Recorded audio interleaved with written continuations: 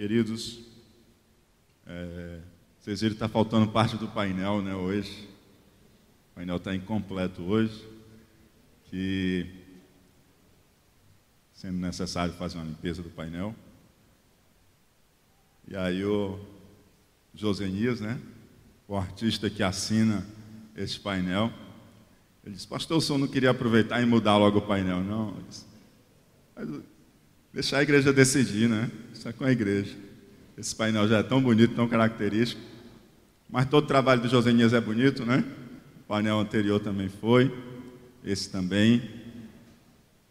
E aí, deixar a igreja decidir, né? Amém? Hoje ele começou a tirar as placas para poder fazer a limpeza. E aí ele ligou para mim para perguntar sobre isso. E a gente queria ouvir a igreja, né? Saber o que a igreja acha. Amém?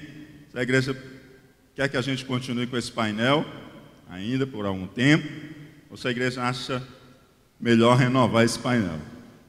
Amém? Quem deseja continuar com esse painel?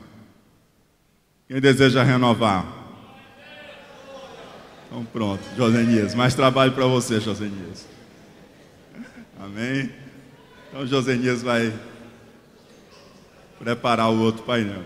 Em nome de Jesus. Amém. Glória a Deus. Queridos, abramos as nossas Bíblias no Evangelho de Jesus Cristo, segundo escreveu Mateus, capítulo de número 8. Vamos meditar um pouquinho hoje nestes 5 versículos, do 18 ao 22. Hoje, por 3 ou 4 vezes, eu ainda quis teimar um pouco e dizer: Senhor, deixa isso aqui para um domingo. Essa mensagem é tão boa para um domingo. Vamos terminar, já tem um convite feito, né? Mas Deus disse que é hoje, né? Então Ele quer falar alguma coisa aos nossos corações nesse texto hoje, aos nossos corações nesta noite. Querido Deus e Pai, Senhor, nós agradecemos a Ti pela oportunidade que já tivemos aqui de apresentar louvores de adoração em canções, ó Pai, ao Teu santo nome, de apresentar a Ti também as nossas gratidões e os nossos dízimos e nossas ofertas, de apresentar também orações a Ti nesta noite.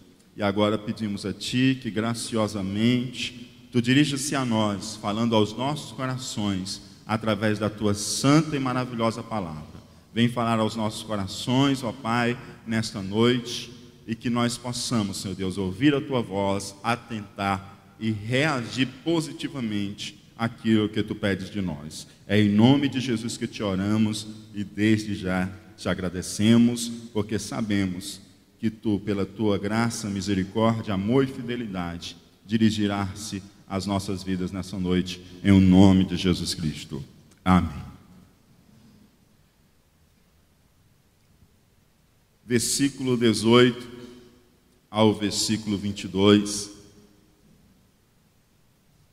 fala sobre 2 discípulos que se achegam, 2 pessoas que se achegam a Jesus Cristo, querendo segui-lo, mas aparecem algumas coisas diante da vontade deles e do exercício prático.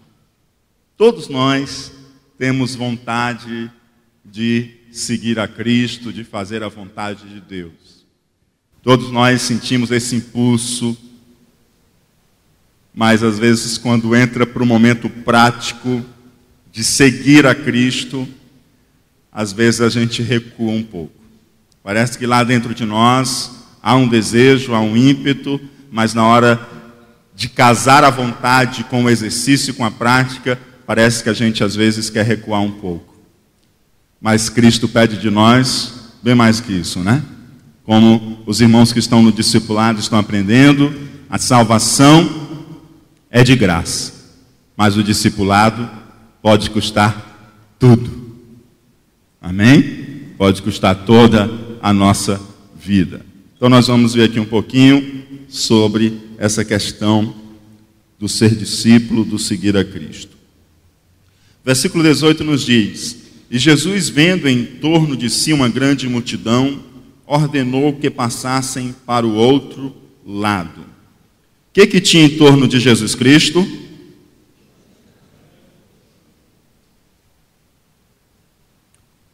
Uma grande multidão. Estava em torno de Cristo uma grande multidão. Multidão. Jesus não tinha medo de multidão, né?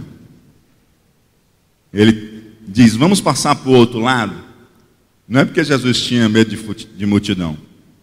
Jesus não sofria de agorafobia, né? Jesus não tinha fobia à multidão. Porque em diversas outras passagens, nós vemos Jesus Cristo junto à multidão.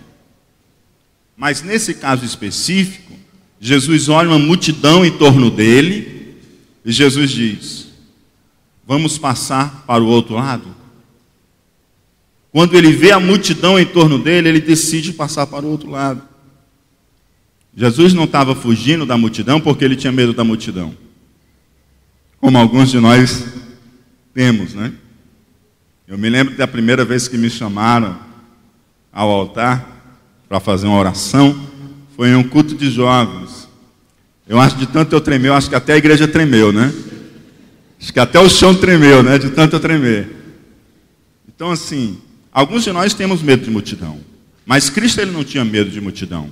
Cristo ele não tinha medo de estar no meio de muitas pessoas. Cristo ele não tinha medo, nem ficava nervoso ao falar a uma multidão, porque ele era movido pela sua vocação, porque ele era movido pela sua missão, porque ele era movido pelo que aquelas pessoas precisavam, e ele era movido para cumprir a vontade do Pai. Mas também é uma coisa muito interessante que a gente aprende nesse versículo, é que Cristo não tinha medo de multidão, ele não estava saindo do meio daquela multidão porque ele tinha fobia a multidões. Mas também Cristo, ele não dependia de multidões.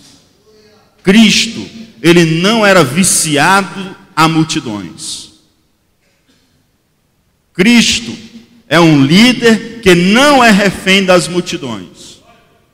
E hoje eu acho que esse versículo, ele é muito pertinente à nossa realidade como igreja, onde muitas pessoas têm ficado viciadas em multidões, onde muitos líderes têm se tornado reféns de multidões, porque o exercício da liderança, o exercício do ministério, o exercício de algum serviço cristão está associado a uma multidão de olhos olhando para ele ou para ela. Mas Cristo não tinha medo de multidão, mas também ele não dependia de multidão.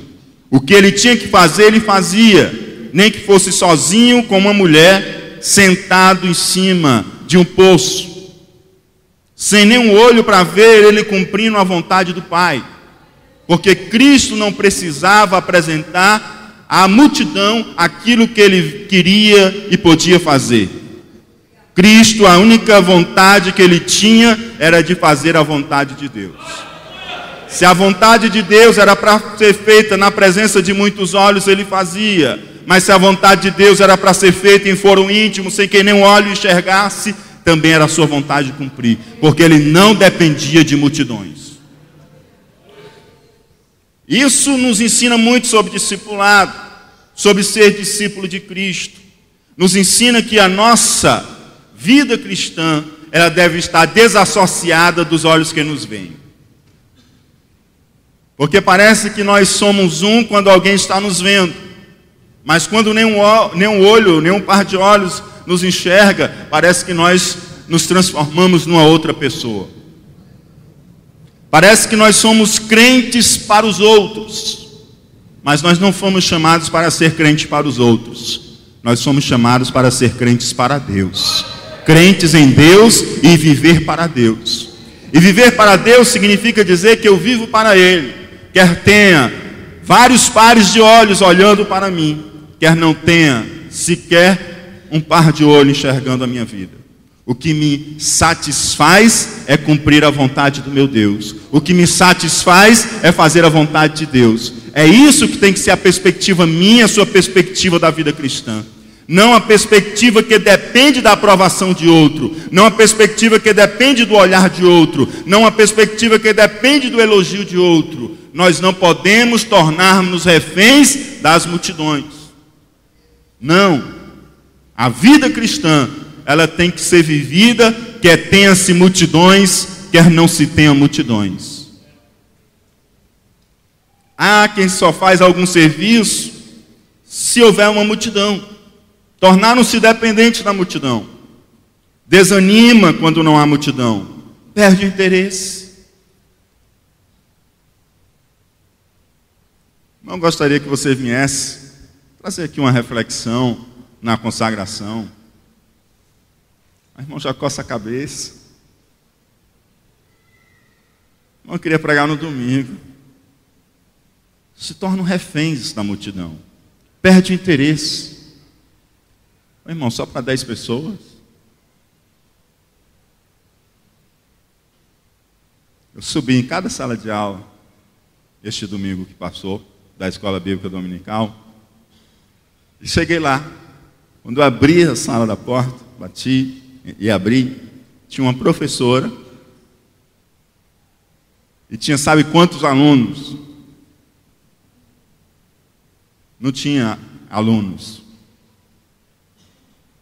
Tinha aluna, não era alunas, era aluna, uma aluna.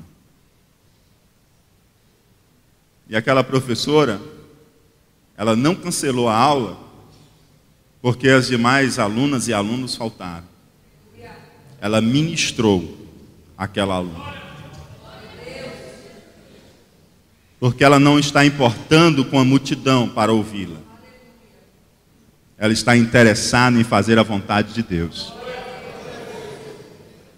Como também já vi casos em que uma pessoa que dirigia um trabalho mandou os irmãos embora porque tinha pouca gente. Mandou embora porque tinha pouca gente. Não percebe que a vontade de Deus é a transformação de vida e o crescimento. Não importa se é 1, se é 100, se é 200 ou se é 1000. Fazer a vontade de Deus. Qual o seu interesse? Por que você se move a servir? Por que você se move com os seus talentos? É para que os outros vejam? Ou você se move para fazer a vontade de Deus? Se nós nos movemos para o outro ver, se nós tivermos uma oportunidade como Jesus teve junto com a mulher samaritana, jamais nós compartilharemos com aquela mulher que precisa da água da vida a mensagem do Evangelho. Jamais. Mas se o nosso interesse for fazer a vontade de Deus, nós fazemos lá com a mulher samaritana, lá no poço, ou no meio de uma multidão, mesmo se tremendo todinho. Mas se aquela é a direção de Deus, a gente faz. Porque nós não somos movidos pela multidão. Nós somos movidos pela vontade de Deus. Discípulo de Deus tem que ser movido pela vontade de Deus. Não faça nada pelo que os outros irão ver. E não deixe de fazer nada porque os outros verão. Faça e deixe de fazer. Movido pela vontade do Pai. Movido pela vontade do Pai. Há pessoas que refazem a agenda, descumprem o compromisso, porque estão viciadas em multidão. Graças a Deus, né? O Senhor tem guardado o rebanho na cidade, né? Pessoas que fazem agenda, cobram para fazer isso ou aquilo outro para o reino de Deus. E se aparecer uma proposta maior, ela simplesmente falta aquele compromisso e vai para outra proposta, porque eles não estão compromissados com o reino. Sim ou não? Não estão compromissados com o reino. Por isso algumas pessoas chegam para mim: pastor, eu queria trazer fulano de tal. Eu deixo ele por lá mesmo.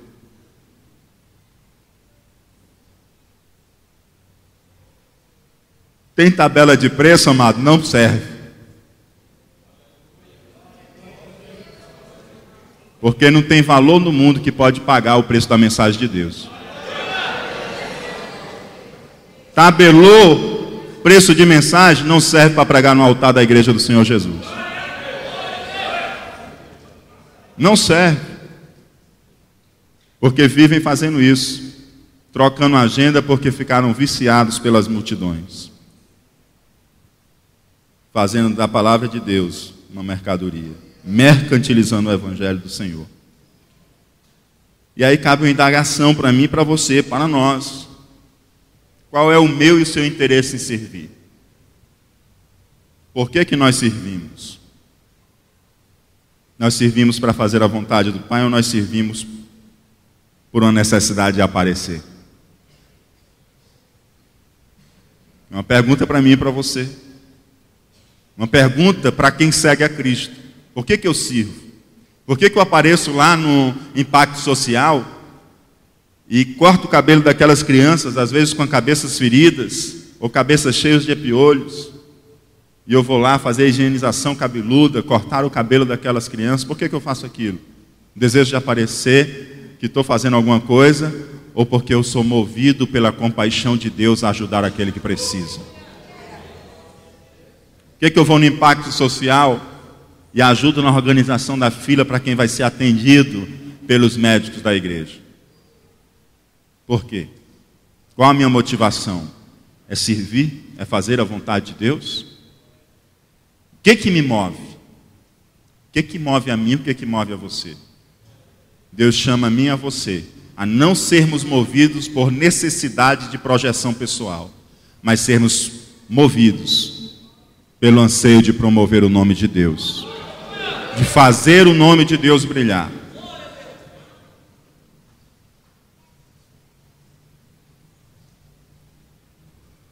Jesus, vendo aquela multidão, ordenou que passassem para o outro lado. Eugênio Peterson, ele, na Bíblia, a mensagem, na paráfrase, ele coloca: percebendo Jesus, neste versículo, percebendo Jesus que a multidão de curiosos crescia a cada minuto, Jesus disse aos discípulos que era melhor sair dali. Assim foram para o outro lado do mar. Multidão de curiosos. Jesus, percebendo que naquela multidão havia uma multidão de curiosos, Jesus disse: vamos sair daqui. Sabe por quê? Presta bem atenção. Nesse mundo que a gente vive, da indústria do entretenimento e do espetáculo. Porque Jesus em nenhum momento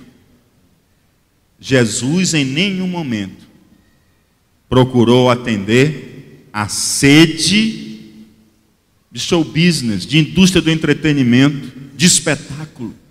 Em nenhum momento Cristo se moveu a atender a vontade do povo de ver um espetáculo.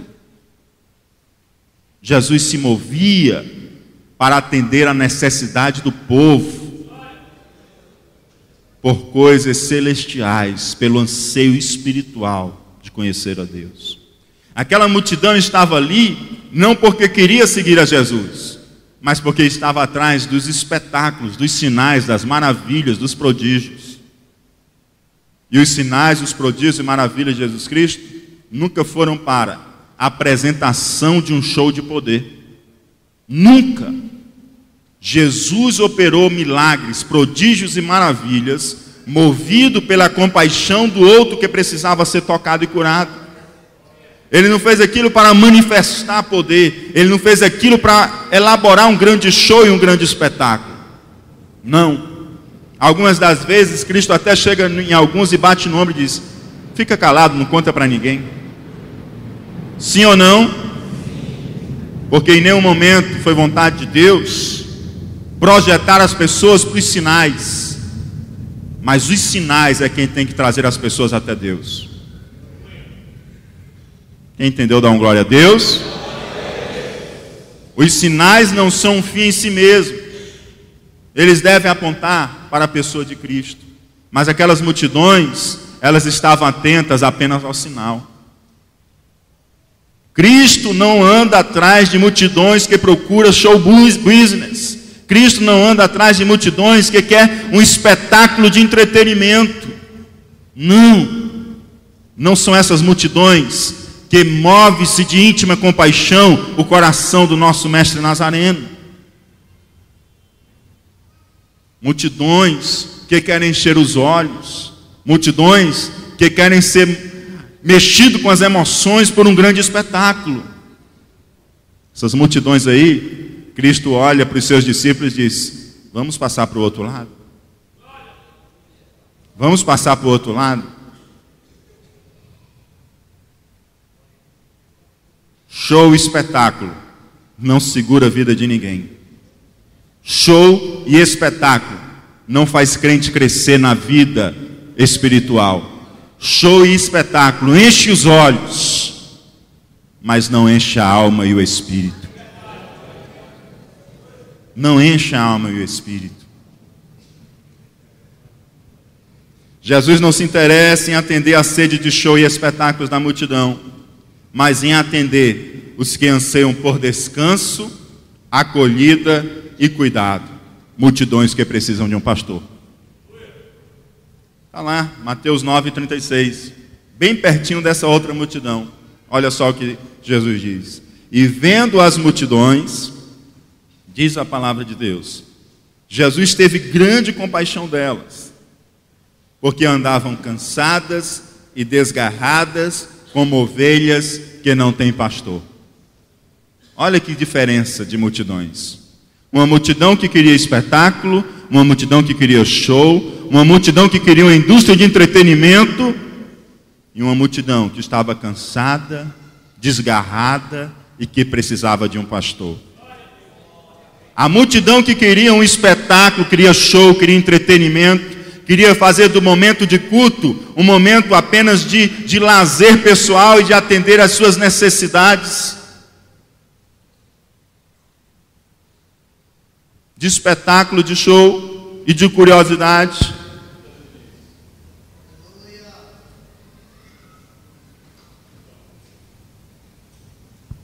Jesus diz: discípulos, passemos para o outro lado.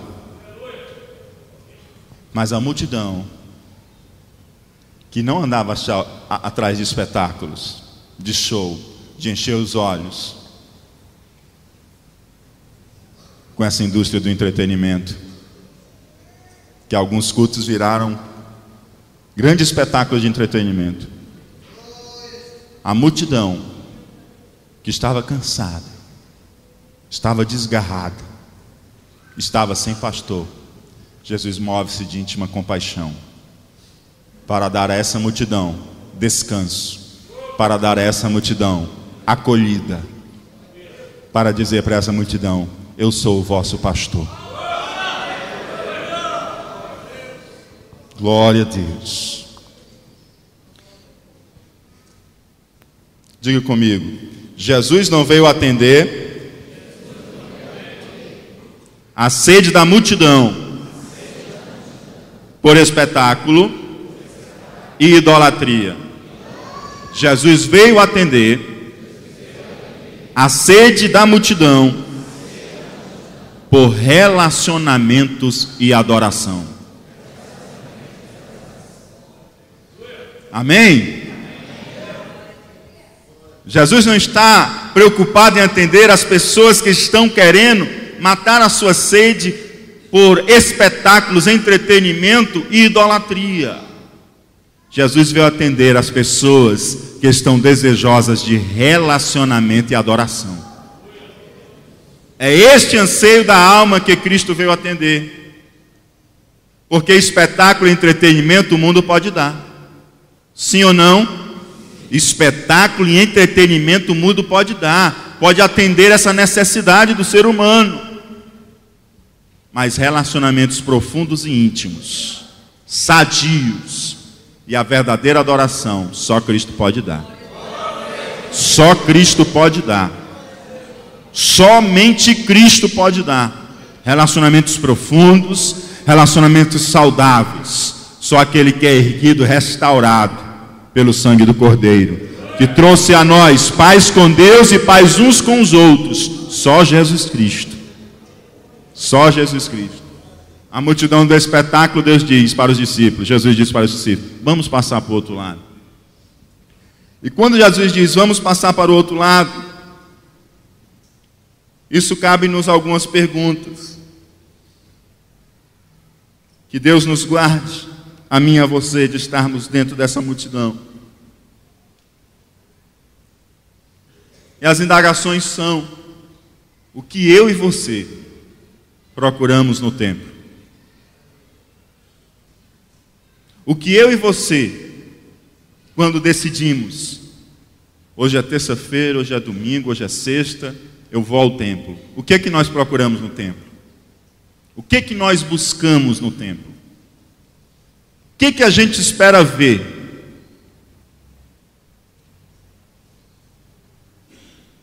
Que não seja a mesma coisa que essa multidão buscava. Porque Jesus, olhando em torno daquela multidão, disse, deixa eu passar para o outro lado. O que que nós procuramos no Santo Ajuntamento? O que que nós procuramos no culto a Deus?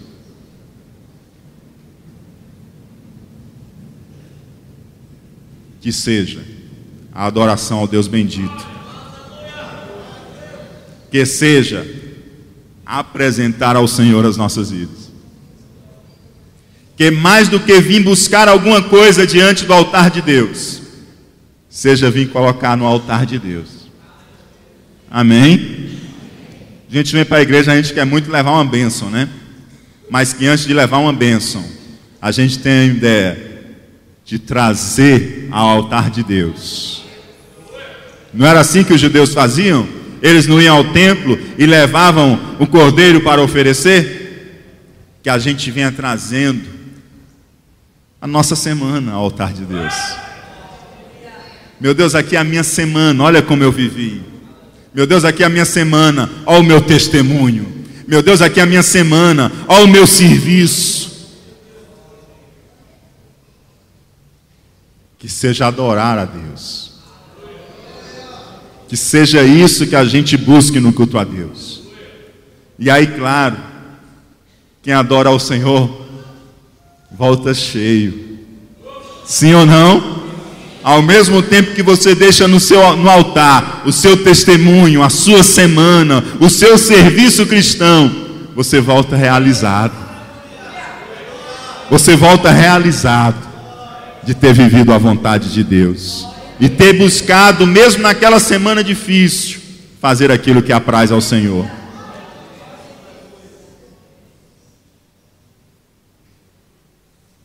Se a gente está no meio da multidão dos espetáculos, que a gente faça como Jesus. Passemos para o outro lado. Passemos para o outro lado. E ordenou Jesus que passassem para o outro lado. Versículo 19.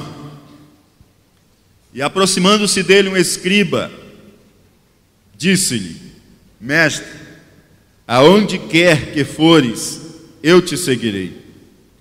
E disse Jesus, as raposas têm covis e as aves do céu têm ninhos, mas o Filho do Homem não tem onde reclinar a cabeça. Aquele homem ouviu Jesus dizer, passemos ao outro lado. E aí aquele escriba se dirigiu a Jesus, quando ouviu Jesus dizer isso, e disse, mestre, aonde quer que fores, eu te seguirei. Homem decidido, né? Homem determinado, homem ousado. Não quero saber para onde você vai, Senhor Jesus. Para onde você for, eu estou contigo. Estou com o Senhor e não abro. Onde o Senhor for, eu vou com o Senhor. Mas Jesus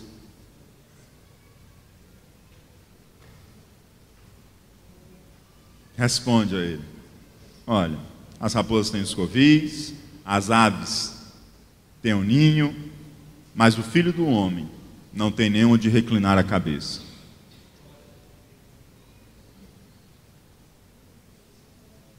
Eu vejo aquele homem, amados, tão ousado, Senhor, aonde tu fores, eu vou contigo. Eu te seguirei. Mas eu gostaria muito que a palavra daquele homem tivesse tanto valor como a palavra de uma mulher.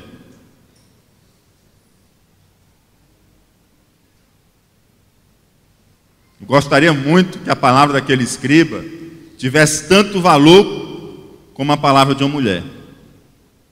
Palavra de mulher tem valor, amados? Sim ou não? Olha, ouvi as vozes das mulheres aqui. O que foi que Ruth disse para a sogra dela?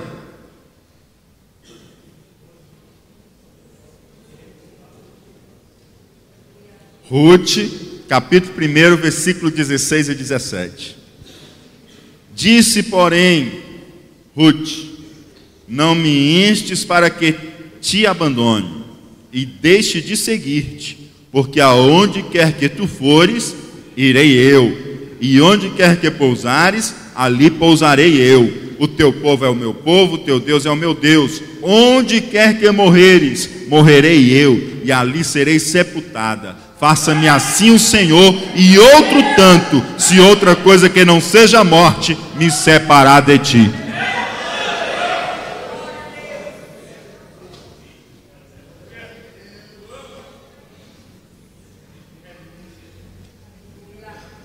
A palavra daquele escriba não teve o mesmo valor da palavra dessa mulher, não. 1-0 para as mulheres, né? Não teve o mesmo valor. Porque falar é fácil. Difícil é amarrar a prática com a palavra que saiu dos teus lábios. Não, se onde quer que tu fores, eu estou junto. Eu vou contigo, eu vou te seguir. Ele falou. Falar assim é fácil, sim ou não? Difícil é falar que nem Ruth, que falou e cumpriu. Enquanto a sogra quis botar dificuldade, ela disse: não, eu vou sim. A minha palavra tem valor. Estou dizendo que eu vou com você. E a única coisa que vai me separar de mim de você é a morte. Mas aquele cidadão, amados, aquele escriba que procurou dizer: Senhor, aonde quer que tu fores, eu te seguirei. Ao que parece, a palavra de Deus, ela não esclarece. Mas ao que parece, ele não seguiu, não. Porque se ele tivesse seguido, muito provavelmente teria sido escrito. A Bíblia calou. Ela não diz que ele seguiu. Parece que ele não seguiu. A gente não pode afirmar, mas parece que ele não seguiu. Porque quando Cristo diz, ó, as raposas têm covis, as aves têm ninho, mas o Filho do Homem,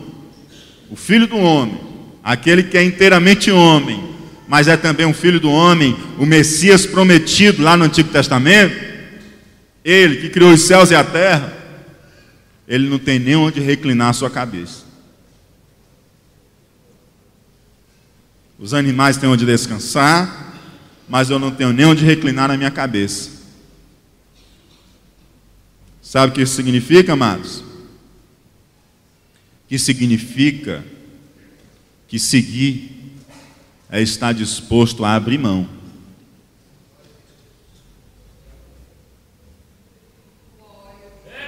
No dia que você decidiu seguir a Jesus, você decidiu abrir mão de várias coisas. Para viver o discipulado, para viver o caminho do aprendizado, para viver o caminho do crescimento.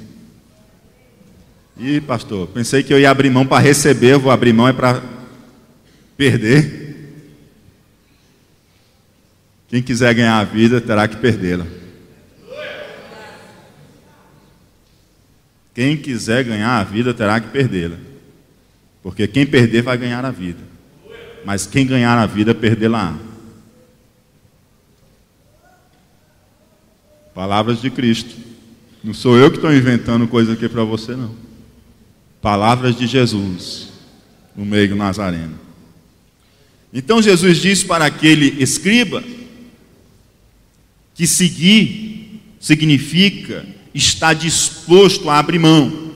do conforto de sua segurança religiosa. Aquele escriba tinha segurança religiosa. Seguir a Cristo significa você abrir mão do conforto de sua segurança religiosa.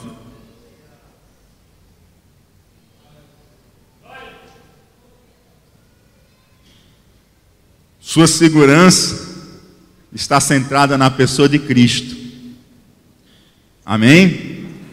Sua segurança não está centrada no conjunto de sistemas de conhecimento, mas a sua segurança está centrada na pessoa de Cristo Jesus. Eu me lembro do professor da faculdade, que ele dizia que ia ser salvo pelo conhecimento. Ele dizia assim: estou estudando aqui matemática, e eu vou ser salvo pelo conhecimento, assim como os filósofos gregos acreditavam nisso. Eu creio piamente nisso. Ela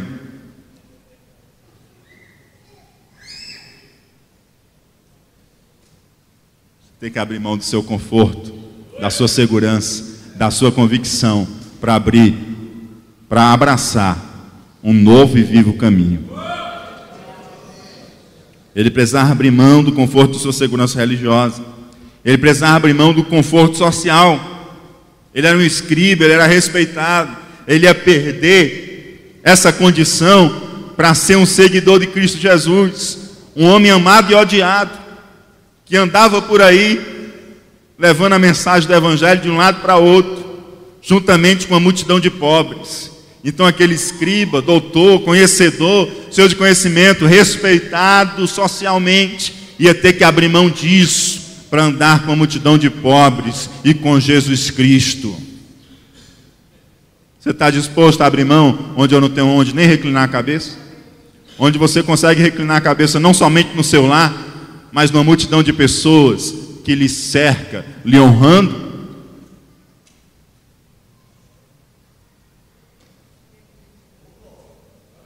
O caminho do discipulado, amados, o caminho do discipulado é estreito. Mas uma coisa eu posso lhe garantir: é a melhor coisa que se há.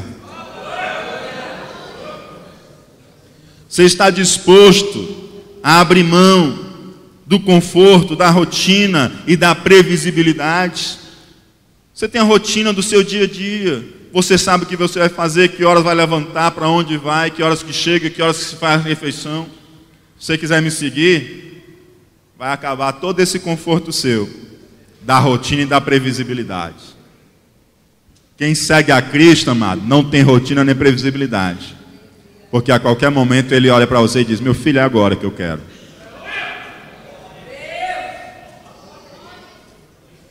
E acaba a rotina e a previsibilidade. Você programa uma coisa totalmente, e Deus diz: não, meu filho, você programou isso aí, mas eu já programei, foi isso aqui para você. Eu pensando na minha vida, no meu caminho, sabia que Deus tinha um negócio comigo, mas sabia que era tão logo, né? E eu me programando, me planejando, seguindo meu trabalho. Aí Deus diz: não, meu filho, acabou. Você pensava que era isso aí, mas eu estava me preparando você era para esse caminho aqui. Porque seguir a Cristo é você estar pronto para uma vida que não tem rotina nem previsibilidade. Você me perguntar para mim: o senhor vai ficar até quando aqui? Eu não sei. Quem sabe é Jesus. Da mesma forma que ele me trouxe quando eu não sabia quando ele me traria para cá, eu também não sei quando ele vai me levar para outro lugar. A única coisa que eu sei dizer para essa igreja é que eu sou servo do Senhor Jesus. E se eu decidir seguir, eu tenho que saber que não tem rotina nem previsibilidade. Na hora que ele disser continua, continua. Na hora que ele disser vai para outro lugar, eu vou para outro lugar. Vou para onde ele me enviar. Você está passando no meio da rua, tem lá um mendigo, você passa, dá 2, 3, 4 passos, e o Espírito Santo diz: volta. Aí você diz: Senhor, como é o negócio ali? Volta. E aí você tem que voltar. Porque seguir a Cristo é estar disposto a abrir mão da sua rotina e da sua previsibilidade. É um caminho diferente, amados, mas não tem outro caminho melhor do que esse. Vale a pena o preço de abrirmos mão da segurança da rotina, da previsibilidade. Você está dormindo, que é uma bênção, maravilha de Deus. Aí Deus vai lá, te acorda no meio da madrugada. Você era crente, não era crente, não tinha essas coisas, né? Aí Deus vai lá 3 horas, 4 horas da manhã, te levanta. Aí você se incomoda, vira para um lado, vira para o outro, e não entende. Aí quando cai a ficha, Jesus está me chamando para orar. Que até a rotina do seu sono muda. Aí você se ajoelha, vai orar. Aí daqui a pouco Deus traz um nome que você faz muito tempo que nem vê, nem lembra. Deus traz um nome ali para você orar por aquela pessoa. Sim ou não? Aí você ora por aquela pessoa. Você está perdendo o conforto da segurança da sua rotina, de dormir às 8 horas por dia, 7 horas por dia, 6 horas por dia, porque Deus lhe acorda e você só dorme 4 horas. Sim ou não? Porque quem decide seguir a Cristo, amado, tem que abrir mão de alguns confortos. Tem hora que Ele lhe faz assim um conforto, que Ele bota um banquete no meio do deserto. Mas tem hora que você, no meio de um bocado de conforto, Ele tira o seu conforto. Sim ou não? Porque esse é o caminho de quem é discípulo de Cristo. Tem que estar pronto para todo caminho. Não tem rotina. Versículo 21. E outro de seus discípulos lhe disse: Senhor, permite-me que primeiramente vá sepultar meu pai. Jesus, porém, disse-lhe: segue-me e deixa os mortos sepultar os seus mortos.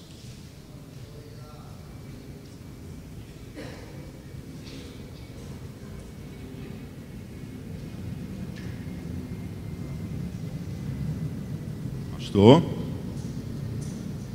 que negócio é esse aí? Jesus mandou cortar os laços com a família. Ele mandou honrar pai e mãe. Como é que é essa história aí, pastor? Amados, primeiro, é praticamente certo que o pai desse homem está vivo. Porque se o pai dele estivesse morto, ele estava preparando um funeral. Sim ou não? Talvez o pai dele estava de idade avançada e ele não queria seguir a Cristo enquanto não chegasse o fim de dias de seu pai e ele pudesse dirigir todo o funeral. Afinal de contas, dentro da cultura hebraica, o funeral, o sepultamento, ele precedia muitas coisas. Precedia o serviço no templo, precedia a circuncisão, precedia a oferta da Páscoa, o sacrifício da Páscoa, precedia tudo isso. E aquele discípulo não entendia que o sepultamento não podia preceder a pessoa de Jesus Cristo, porque Cristo tem que ter precedência em tudo. Não é que o pai dele estava morto para ser sepultado. O pai dele estava vivo, mas ele queria viver ali os últimos dias com o pai dele, até chegar o dia da morte do pai dele, até ele sepultar o pai dele, para finalmente ele sair para seguir a Cristo. Mas o chamado de Deus na minha e na sua vida é urgente. O chamado de Deus na minha e na sua vida urge, é urgente. O pedido deste discípulo é um pedido para se protelar o seu chamado e as implicações da sua vocação. Quantos de nós não já fizemos o que esse discípulo fez? Eu fiz. Você já fez? Eu fiz. Procurar protelar, adiar o chamado de Deus e as implicações da minha e da sua vocação. Ele diz: Senhor, permita-me que eu primeiramente... Quem é que é primeiro aí? É o Senhor ou é o discípulo? O discípulo. Senhor, eu primeiramente... É até paradoxal, né, essa frase? Como é que eu digo Senhor e depois eu digo eu primeiramente?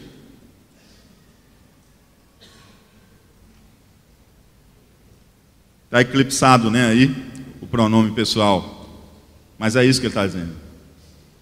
Senhor, eu primeiramente. Amado, se eu sigo Se eu sigo, se eu sou seguidor, eu estou à frente ou atrás de quem eu sigo? Então quem é que está na minha frente? Jesus. Então quem é primeiramente? Quem é primeiramente? Jesus. Como que eu serei primeiramente, se Ele quer primeiramente? Como que eu estarei na frente, os meus desejos, os meus anseios, a minha vontade, os meus quereres, estará na frente, se quem está na frente é aquele a quem eu sigo? Será que eu quero inverter a ordem? Será que eu quero me colocar na frente e quero que Jesus siga a minha vontade, o meu querer, o meu caminho? Não, não sou eu primeiramente, não é você primeiramente, é Jesus primeiramente. Eu e você somos seguidores, nós seguimos a Cristo. Então é Ele primeiramente, depois nós. Depois nós. A precedência é do Senhor Jesus. Lucas capítulo 9, versículo 60, é o paralelo desta passagem. E o evangelista, ele nos clareia uma outra questão muito importante. Mas Jesus lhe observou: deixa aos mortos enterrar os seus mortos, porém tu vai e anuncia o reino de Deus. O que Jesus está dizendo? Deixa aqueles que são mortos espirituais enterrar os mortos físicos, porque eles sabem fazer isso e sabem fazer muito bem. Mas você, que recebeu a vida eterna, você vai fazer coisas que eles não sabem fazer. Você entende que muita gente pode fazer muita coisa boa, mas tem uma coisa que só você pode fazer. Você que já tem a vida eterna, anunciar o reino de Deus. Só você. Você é um analista de sistema, você pode fazer bem, outras pessoas podem fazer bem. Você é um advogado, você pode advogar bem. Mas uma pessoa também não crente, ela pode advogar bem. Você é um comerciante, você pode ser um excelente comerciante, glória a Deus por isso, isso glorifica a Deus também, você ser excelente na sua profissão. Mas um comerciante não crente também pode ser um excelente comerciante. Sim ou não? Mas só você que tem a vida eterna pode anunciar o reino de Deus. Só você. E quando ele diz assim: porém tu vai e anuncia o reino de Deus, ele está dizendo que segui-lo significa servir a outras pessoas e amar outros que ainda precisam ser alcançados. Eu quero te seguir, mas seguir a Cristo é servir a outras pessoas. Não é pensar só em mim, não é pensar só em eu seguindo a Cristo, não é pensar só eu sendo alimentado por Cristo, não é pensar só eu sendo ensinado por Cristo, não é pensar só eu sendo cuidado por Cristo, não é pensar só eu sendo ensinado por Cristo. Seguir a Cristo é fazer o que Ele faz: amar as pessoas, abraçá-las, anunciar o reino de Deus e levar a vida para onde tem morte. Muitos de nós temos procurado protelar o exercício da nossa vocação. Quando eu entender a Bíblia completamente, pastor, o senhor pode contar comigo para o que o senhor precisar, que eu estou pronto para ajudar. Meus amados, se eu fosse esperar entender a Bíblia completamente, até hoje eu não tinha feito nada para Jesus. Porque eu não entendo a Bíblia completamente.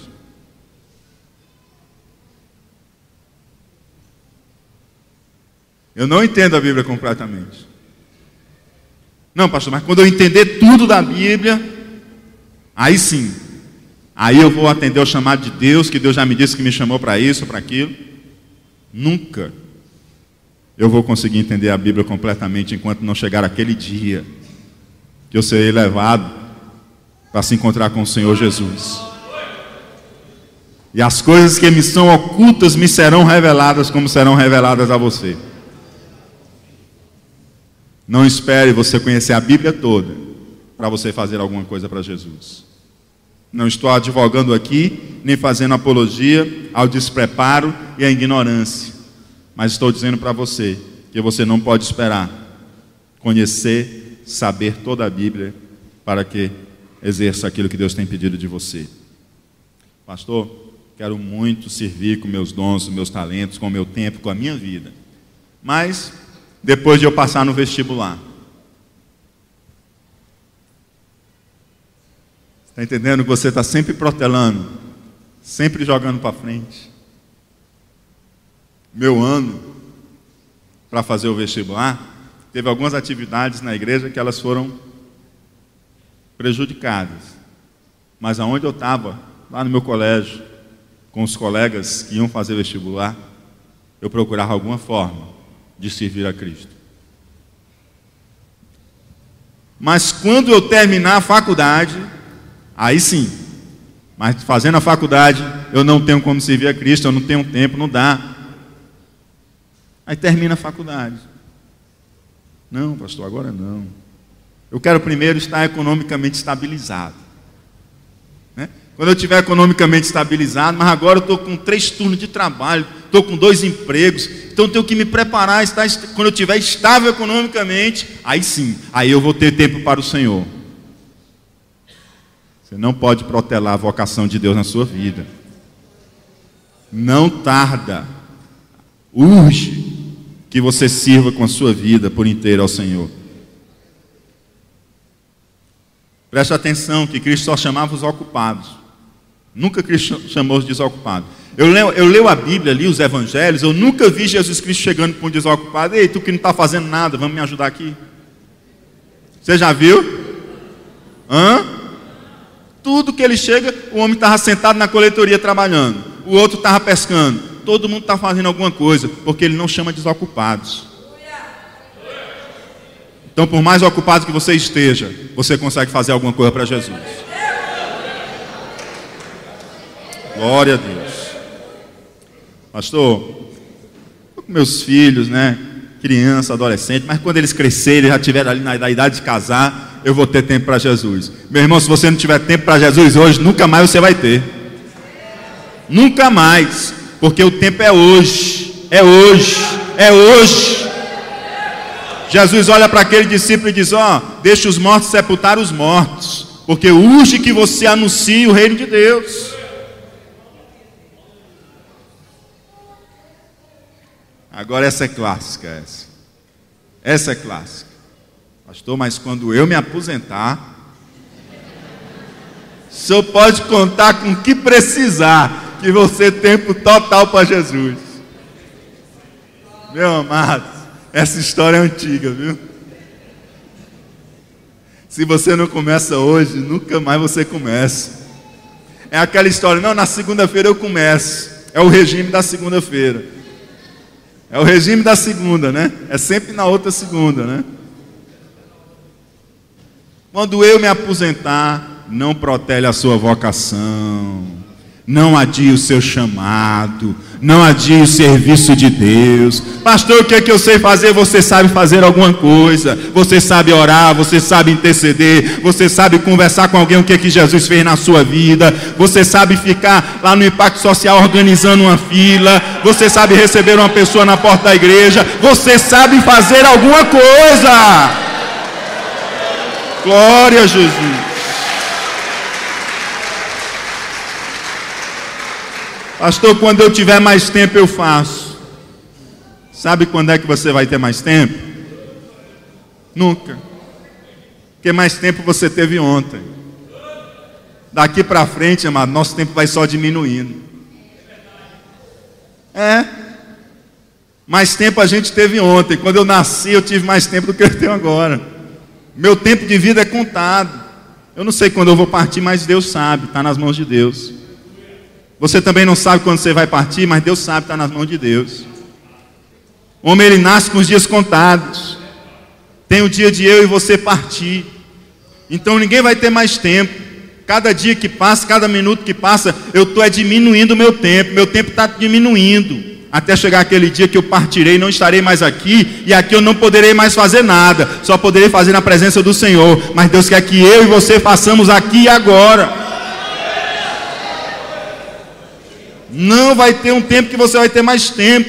agora eu tenho menos tempo do que quando eu comecei o culto essa noite com vocês. O tempo vai se esgotando, vai se acabando. É como aquela ampulheta que você vira e a areiazinha vai indo embora, vai indo embora, vai indo embora, até acabar. Assim a minha, a sua vida. Você não vai ter mais tempo. O dia que você tem mais tempo é hoje. Amanhã você tem menos. Começa a fazer alguma coisa para Jesus. Começa a servir em alguma coisa. Começa a servir em alguma coisa que o Senhor quer te usar. O Senhor quer te usar. Aonde quer que você esteja, o Senhor quer te usar como um seguidor e um discípulo do Senhor Jesus. E entrando ele no barco, seus discípulos o seguiram. Entrou no barco. Quem foi que seguiu? Mas a multidão que queria espetáculo ficou no outro lado da margem. Mas os discípulos entraram no barco. E Jesus convida eu e você a entrarmos no barco com ele. E para onde que esse barco vai, pastor? Para onde Jesus levar. A multidão que não quer ver espetáculo fica lá na beira da margem. Mas os seguidores que entram no barco, sabe o que é que eles encontram? Tempestade. Pastor, que história é essa? Eu inventei de seguir Jesus para tempestade? Pois não é o que acontece. Com quem decidiu entrar no barco encontra tempestade. Mas só quem está no barco manda a tempestade acalmar. Quem decidiu seguir Jesus chega lá do outro lado. E na outra margem, não é uma margem paradisíaca, é um cenário terrível, onde tem 2 endemoniados. Que história é essa? Estou seguindo Jesus, mas a assombração aparece. Como é que é esse negócio? É que nem nos meus tempos de católico, quanto mais reza, né?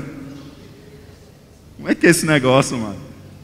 Mas aí quando chega na outra margem, os seguidores de Jesus se encontram com os endemoniados. Para quê? Para trazer libertação para aqueles que estão possuídos.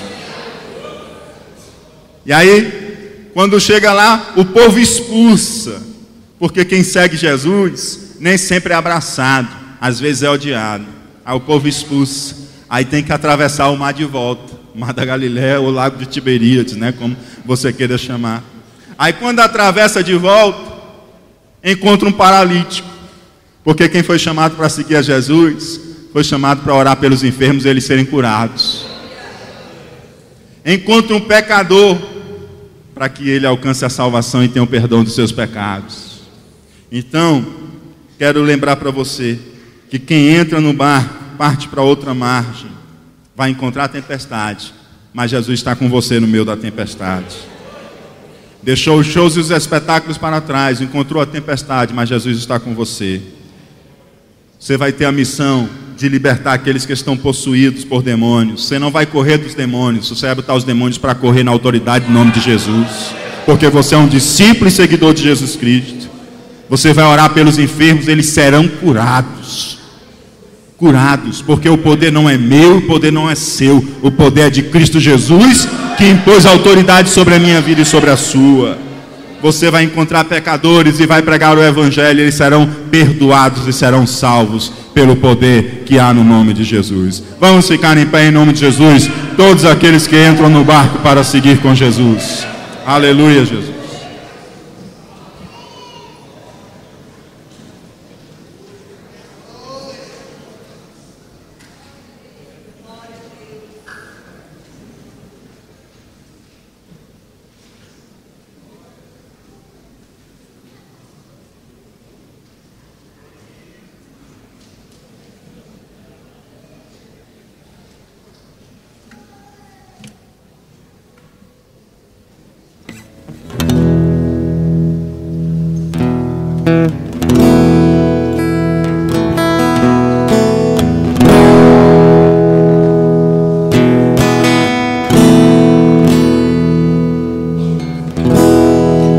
Não preciso ser reconhecido por ninguém. A minha glória é fazer com que conheçam ti. E que diminua eu, para que tu cresças, Senhor. Mais e mais.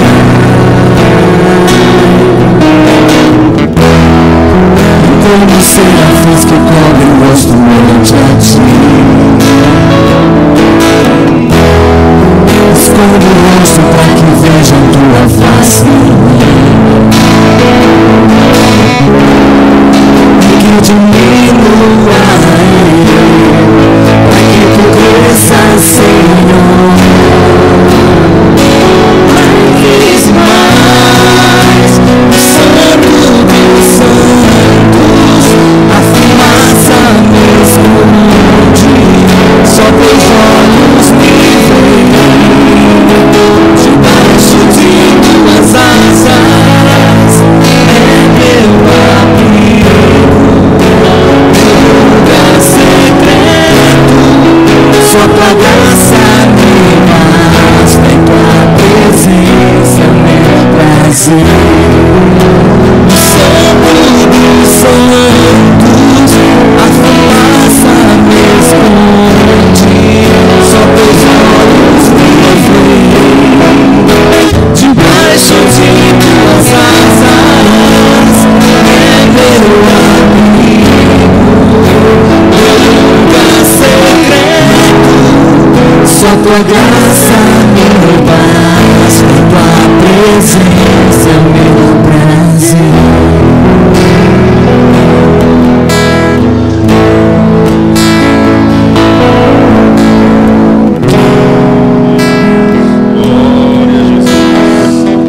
Gostaria de saber se nessa noite alguém entre nós que quer tomar a decisão de entrar no barco e seguir a Jesus, e quer aceitar a Jesus como Senhor e Salvador da sua vida. Se alguém entre nós nessa noite que quer aceitar a Jesus Cristo como Senhor e Salvador da sua vida, eu quero convidar você em um ato de fé, erguer a sua mão, para que a gente possa estar orando por você. Alguém nessa noite que deseja aceitar a Jesus como Senhor e Salvador da sua vida, se há, dê um sinal com a sua mão, que nós queremos orar por você. Se não há, gostaria de saber se tem alguma pessoa entre nós que tem decidido-se por Cristo, mas tem o desejo de renovar a sua aliança como um seguidor, um discípulo do Senhor Jesus, e quer renovar o seu desejo, a sua vontade e a sua entrega total ao Senhor Jesus, para segui-lo, custe o que custar, para fazer a sua vontade, nem que isso custe o seu conforto, e nem que isso custe aquilo que você julga como prioridade na sua vida, e que você quer deixar para mais tarde o chamado de Deus na sua vida, mas que você tem decidido essa noite, ouvido a palavra de Deus ao seu coração, e quer nessa noite colocar a primazia em Cristo e responder ao chamado de Deus na sua vida. Quero que você venha